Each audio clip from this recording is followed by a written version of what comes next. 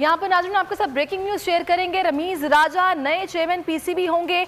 Asad Ali Khan PCB governing board के लिए नामजद हो गए हैं। रमीज राजा ने वज़ीर आज़म हाउस से फोन आने की तस्दीक कर दी है। मुझे बतौर चेयरमैन पीसीबी तैनाती के बारे में फोन किया गया है और रमीज राजा जो कि अब चेयरमैन पीसीबी होंगे, एहसान मानी की जानिब से एक्सटेंशन लेने से इनकार कर दिया गया था और वज़ीर आज़म को उन्होंने आगाह भी कर दिया था। मुलाकात हुई थी जिसके बाद अभी रमीज राजा नए चेयरमैन पीसीबी होंगे। Asad Ali Khan PCB governing board के लिए नामजद हो गए हैं और वज़ीर आज़म हाउस से रमीज राजा को टेलीफोन कॉल आ गई है, उन्होंने तस्दीक कर दी है, जिसके बाद अब चेयरमैन पीसीबी रमीज राजा को तैनात कर दिया गया है। इससे पहले एहसान मानी से मुलाकात हुई वज़ीर आज़म की, जिसमें उनकी जानिब से एक्सटेंशन लेने से माजरत की गई थी और उन्होंने ये भी कहा कि उन्होंने क्रिकेट के लिए भरपूर काम किया है।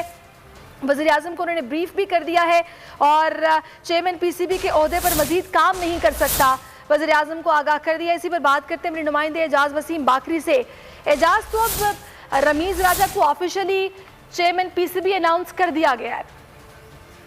देखिए, ऑफिशियली पाकिस्तान क्रिकेट बोर्ड के पैट्रन इन चीफ वजीर आजम इमरान खान है, तो वजीर आजम इमरान खान ने गवर्निंग बॉडी के लिए रमीज राजा की नॉमिनेशन भेजेंगे जो पाकिस्तान क्रिकेट बोर्ड को मौसूल होगी। उसके बाद सरकारी तौर पर फिर रमीज राजा इलेक्शन लड़ेंगे पाकिस्तान क्रिकेट बोर्ड के जो 12 गवर्निंग बॉडी के मेंबर्स होते हैं। लेकिन क्योंकि वजीर आजम जिसको नॉमिनेट कर देते हैं, तमाम बोर्ड मेंबरान उसी शख्स को चेयरमैन बनाते हैं, तो रमीज राजा को ये बता दिया गया है कि आप चेयरमैन पीसी होंगे। और रमीज ने खुद हमें तस्दीक किया है कि उनको वजीर आजम हाउस की स्टाफ की कॉल आ चुकी है कि आप बतौर चेयरमैन पीसीबी नामजद। 3 दिन पहले रमीज राजा ने इमरान खान से मुलाकात भी की थी। जो एहसान मानी ने 2 दिन तक इंतजार किया होता छोड़ने का या तौसी ना लेने का, इसके पीछे अब ये लग रहा है कि रमीज राजा को एहसान मानी चाहते थे कि वो बोर्ड में उनके साथ काम ना करें। ये चीज अब सामने आ रही है कि वजीर आजम हाउस ने दोनों को बुला के कहा था कि दोनों पाकिस्तान क्रिकेट बोर्ड को मिलकर चलाएं, लेकिन एहसान मानी ने 2 दिन खामोश रहने के बाद आज सुबह वजीर आजम हाउस को आगाह कर दिया कि वो कंटिन्यू नहीं कर रहे हैं। इसीलिए अब रमीज राजा जो है उनको नॉमिनेट किया गया है बतौर चेयरमैन और उनका इंतखाब अगले 2 से 3 रोज में कर दिया जाएगा। ये जो कंट्रोवर्सी जिसकी आप बात कर रहे हैं एजाज, ये मतलब इसके पीछे क्या है? क्यों साथ काम करने से इनकार किया, फिर मुलाकात हुई, फिर कहा गया साथ काम करना है, खामोशी क्यों रही फिर ये रमीज राजा की तरफ से 2 दिन?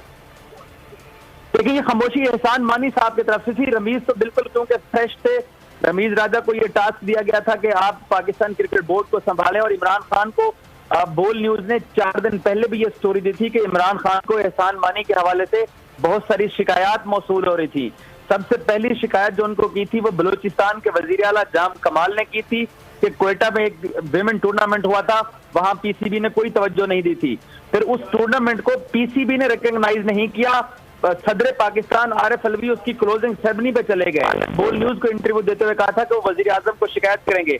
फिर जो कश्मीर लीग मुजफ्फराबाद में हुई है उसमें भारतीय क्रिकेट बोर्ड ने आईसीसी को खत लिखा, पूरी दुनिया के बोर्ड्स को फोन करके कहा कि कश्मीर लीग का बाइकआउट करें। पीसीबी खामोश रहा, एहसान मानी खामोश रहा। जो कश्मीर कमेटी के अमूर के वज़रा हैं शहरियार अफरीदी और अली अमीन गंडापुर, ये नाराज थे एहसान मानी से कि भारत पाकिस्तान पे हमले कर रहा है, पाकिस्तान क्रिकेट के हमले कर रहा है। खिलाड़ियों को फोन करके रोका गया कि आपको भारत में घुसने नहीं दिया जाएगा अगर आप कश्मीर गए। तो पीसीबी इस दौरान चुप रहा, खामोश रहा। तो वो चीज भी इमरान खान को नागवार गुजरी और फिर मानी को बुला के कहा कि रमीज राजा को मैं लाना चाहता हूं। एक तो वो मॉडर्न क्रिकेटर है और मॉडर्न क्रिकेट में कमेंट्री करते हैं, दूसरा रमीज राजा ने 90s की क्रिकेट खेली हुई है। तो एहसान मानी चाहते थे कि वो अकेले ही आगे काम करें, इसलिए उन्होंने 2 दिन इंतजार किया। तो अब वजीर आजम हाउस को उन्होंने आगाह कर दिया कि वो कंटिन्यू नहीं करना चाह रहे हैं। ठीक है, अच्छा एजाज साहब ये बताएगा कि जैसा कि रमीज राजा का नाम अब आ गया है कि वो चेयरमैन पीसीबी होंगे, क्या तब्दीली टीम में आ सकती है, क्या चेंजेस मुतवक्के हैं? देखिए, सबसे पहले तो पाकिस्तानी क्रिकेट फैंस को इस बात का थोड़ा सा खदशा है कि रमीज के आने से शायद मोहम्मद हफीज को वर्ल्ड कप के स्क्वाड से ड्रॉप ना कर दिया जाए, क्योंकि रमीज और हफीज की आपस के अंदर एक तरह से गर्मी सर्दी सोशल मीडिया पे भी रही और ट्विटर के ऊपर भी रही कि रमीज ने उनके ऊपर तनकीद की थी।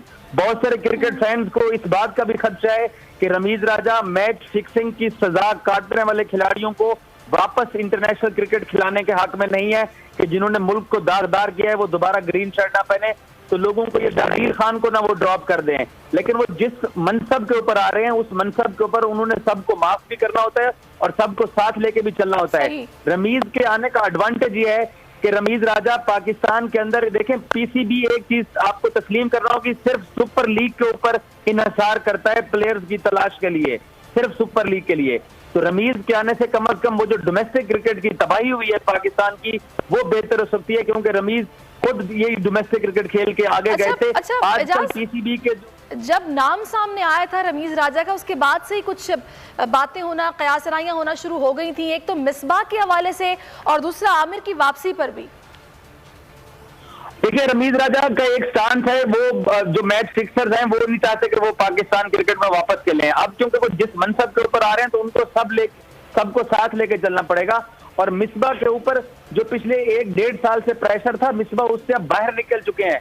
मिसबाह ने अब साउथ अफ्रीका के खिलाफ होम टेस्ट सीरीज 2-0 से जीती हुई है, जिम्बाब्वे के खिलाफ 2-0 से टेस्ट सीरीज जीती है, वेस्ट इंडीज में पाकिस्तान T20 सीरीज जीत गया और कल रात टेस्ट जीतकर पाकिस्तान ने सीरीज बराबर कर दी है।